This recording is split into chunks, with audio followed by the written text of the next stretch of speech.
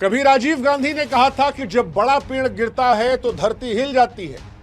सियासत की दुनिया में भी यही होता है। जब किसी को एक तरफा प्रचंड वोट मिलता है और कोई पाताल में पहुंच जाता है, तब भी सब कुछ हिलता है। और इस बार बिहार में हो रहा ही आरजेडी के साथ। 2025 के विधानसभा चुनाव में एनडीए की जीत ने आरजेडी को सिर्फ आंकड़ों में मात नहीं दी, बल्कि पार्टी के भीतर की दरार और परिवार के अंदर चल रही दरार को दुनिया के सामने बेनकाब कर दिया। इस बार यह हार सिर्फ सीटों की हार नहीं थी, ये लालू प्रसाद यादव जी की विरासत पर, उनके परिवार पर एक गहरा प्रहार थी। न लालू जी की विरासत संभलती दिख रही है, ना परिवार साथ होता दिख रहा है, और इन दोनों कहानी के पीछे एक ही नाम निकल कर आ रहा है।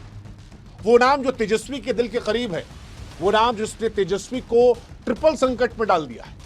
पहला संकट कि जनता का भरोसा पहले जाके जीते, दूसरा संकट परिवार को साथ में रखें, और तीसरा संकट कि जिसको आरजेडी का आईटी सेल चाणक्य कह रहा था और अब दुनिया जयचंद कह रही है, उसको रखे या उसको छोड़ दे। और यही जो सवाल उठता है कि क्या संजय यादव, वो संजय यादव जो तेजस्वी यादव के मेन मैन कहे जा रहे थे कि तेजस्वी यादव से आपको बात करना है तो आपको संजय यादव से होकर गुजरना पड़ेगा, क्या वो तेजस्वी यादव को उनके अपनों से दूर कर रहे थे? क्या वो रजत को कमजोर कर रहे थे? क्या उनकी महत्वाकांक्षाओं ने तेजस्वी को ना घर का छोड़ा ना परिवार का? क्या संजय आरजेडी की हार में सबसे बड़े गुनहगार हैं? क्या संजय ने ही आरजेडी को बर्बाद कर दिया?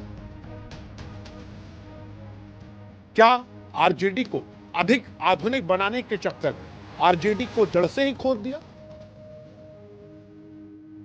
ये सारे सवाल उठ रहे हैं, और ये सवाल अलग अलग मोर्चों से आ रहे हैं। कोई टिकट बंटवारे को लेकर संजय यादव पर मनमानी करने, अपनी ऐंठन दिखाने का आरोप लगा रहा है।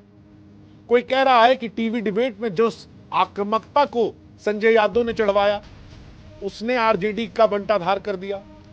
परिवार का आदमी कह रहा है कि हम तो पहले से ही कह रहे थे कि जयचंद है, घर वालों को ही जो साथ नहीं रखने दिए वो बाहर के जनता को रखने देंगे, जब घरे नहीं संभला तो बाहर भी टूटना था। मतलब कुल मिलाकर कहें तो संजय यादव पर आरोपों के तीर जो हैं वो चौतरफा छोड़ दिए गए। लेकिन सवाल यह भी है कि क्या यह आरजेडी की हार के बाद बलि का बकरा तलाशने का कवायद है? क्या संजय यादव को जानबूझकर मोहरा बनाया जा रहा है? क्योंकि तेजस्वी यादव भी दुर्मुहा बच्चा नहीं है, वो भी लड़का बच्चा का बाप है। उनको भी अपनी समझ होगी, और नहीं समझ है तो फिर जनता काहे समझेगी? कई सारे सवाल हैं। संजय यादव फिलहाल इस वक्त ट्रेंड में है, चुनाव से पहले भी ट्रेंड में थे। आरजेडी का लड़का लोग खूब रील बना के डाल रहा था कि देखिए यही है चाणक्य, कोई उनको सिंघम बता रहा था। हर तरह से उनके बारे में वायरल वीडियोस चल रहे थे और आरजेडी वाले खूब प्रमोट कर रहे थे। लेकिन अब संजय यादव हीरो हैं, विलन हैं, जयचंद हैं, गुनहगार हैं, ये समझने का समय है। हालांकि संजय यादव कहानी हम शुरू करें उससे पहले हमारी आपसे गुजारिश है कि हमारे व्हाट्सएप चैनल से आप जुड़िए, ताकि जो वीडियोस हम बना रहे हैं वो आप तक जल्दी पहुंच जाए। लिंक डिस्क्रिप्शन में कमेंट में रखा है। अब संजय जी की कहानी शुरू करते हैं, क्योंकि संजय जी के बारे में बहुत बातें चल रही है। कई लड़का लोग लिख रहा है कि जिसकी पार्टी में संजय होगा उसकी पार्टी डूब जाती। कई सारा एग्जाम्पल भी दे रहा मीम के साथ, लेकिन हम ऐसा नहीं मानते, क्योंकि जेडीयू में भी नंबर 2 पे संजय थे, वहां पार्टी नंबर 1 बनकर आ रही है, उनकी पार्टी का सीएम बन रहा है, तो नाम में कुछ नहीं रखा है। वैसे संजय जी का नाम बिहार की सियासत में गुमनाम था तब तक जब तक तेजस्वी यादव के सबसे करीबी सलाहकार के तौर पर जगह नहीं बनाई।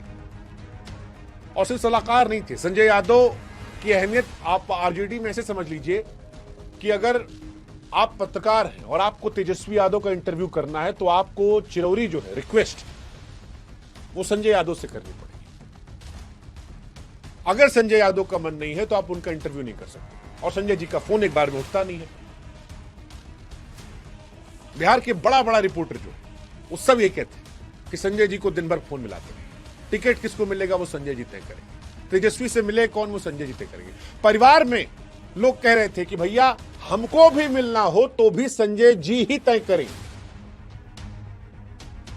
लोग कह रहे थे कि बीमार हुए लालू जी से मिलना आसान है, तेजस्वी जी से मिलना है तो संजय जी तय करेंगे। अब संजय जी जो पार्टी और परिवार में दोनों में सबसे आगे हो गए थे। उदाहरण देते हैं, सितंबर के महीने में एक तस्वीर आई थी गाड़ी की, वो गाड़ी जिस पर तेजस्वी चलते थे, उस गाड़ी में तेजस्वी नहीं थे तो संजय बैठे थे।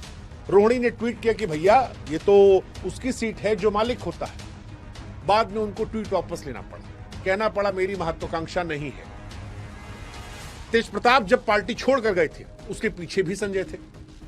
तेज प्रताप आज तक कह रहे हैं कि यही जयचंद है, लेकिन संजय है कौन? तो संजय जो है वो हरियाणा के रहने वाले हैं, दिल्ली के टोडरमल कॉलोनी में अभी रहते हैं।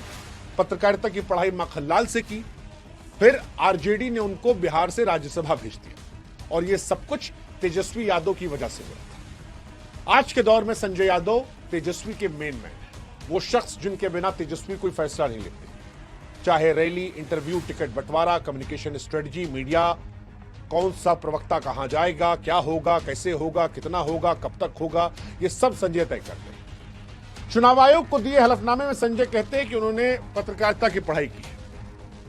आरजेडी का लड़का लोग, जैसा हमने बताया, चाणक्य कहता है, लेकिन अब यही चाणक्य की उपाधि उनके लिए गले की हड्डी बन गई है, क्योंकि जिन संजय की रणनीतियों को नई आरजेडी का उदय माना जा रहा था, वो जब इतने पे सिमट गई तो सबसे बड़ी कमजोरी भी वही बन गई और सारा सवाल जो है वो संजय की तरफ हुआ। अब सवाल यह है कि संजय यादव की संपूर्ण क्रांति ही क्या बर्बाद कर गई? पूरी तरह गलत तो नहीं है, क्योंकि बिहार की राजनीति में लालू यादव और उनका परिवार का एक इंपैक्ट था। उन पर आरोप लगते थे कि भैया ये लोग परिवारवाद वाले हैं, लेकिन पॉलिटिक्स में ये लोग एक्टिव थे, परिवार एक साथ नजर आता था। ये पहला चुनाव था जिसमें लालू यादव परिवार से तेजस्वी के अलावा कोई दिखाई नहीं पड़ा। अगर आपने सिलेक्शन कैंपेन को देखा, तेजस्वी यादव को छोड़कर कोई आदमी नहीं था, केंद्रीय मंत्री सब गायब थे। मतलब ना राबड़ी देवी जी थी, ना मीसा भारती जी थी, तेज प्रताप पहले ही भगा दिए गए थे, और रोहिणी जो थी वो भी हटा दी गई थी। और पूरे इलेक्शन में सवाल चल रहा था कि क्या परिवार टूट गया है। इस बिखराव के जिम्मेदार को लेकर भी संजय यादव का नाम चल रहा था। परिवार के ही लोग कह रहे थे, इसलिए कहने में दुनिया में किसी गुरेज भी नहीं है। अब इसको देखने का दो नजरिया, एक पारिवारिक महत्वाकांक्षा रोहिणी जी की, तेज प्रताप जी की, दूसरा तेजस्वी जी ने संजय यादव को बैडमैन बनवा के अपने आसपास सबको साइड कर दिया। अब अगर बड़ी कंपनी चलानी हो तो आपको एक बैड बॉय रखना पड़ता है, जो रिप्रेजेंट तो मालिक को करता है, लेकिन सारा बुराई वो लेता है, और वो बुराई इसलिए लेता है ताकि मालिक जो है उसकी गुड इमेज बनी रहे। ये बिजनेस हाउसेस में अक्सर होता है कि एक बुरा इंसान बनाया जाता है। क्या तेजस्वी के लिए वही संजय थे, या वो संजय थे जिन्होंने पट्टी जो है वो तेजस्वी की आंख पे बांध दी? ये दोनों बातें चलती रही। 2025 का विधानसभा चुनाव बड़ा इंटरेस्टिंग रहा, सब गायब थे। देखिए, फिर मैं कह रहा हूं, राबड़ी जी सक्रिय में नहीं थी, रोहिणी आचार्य जिन्होंने किडनी दी थी लालू जी को, वो खाली ट्वीट तक रही, और लास्ट में तो उन्होंने जो आज ट्वीट किया कि भैया हम पार्टी परिवार सब छोड़ रहे हैं। तेज प्रताप का हाल आप सब लोग देखे ही हैं, कितने लोग को उनके लिए दिल से बुरा लग रहा था। लालू जी का अपना एक हेल्थ का इशू था, तेजस्वी अकेले थे।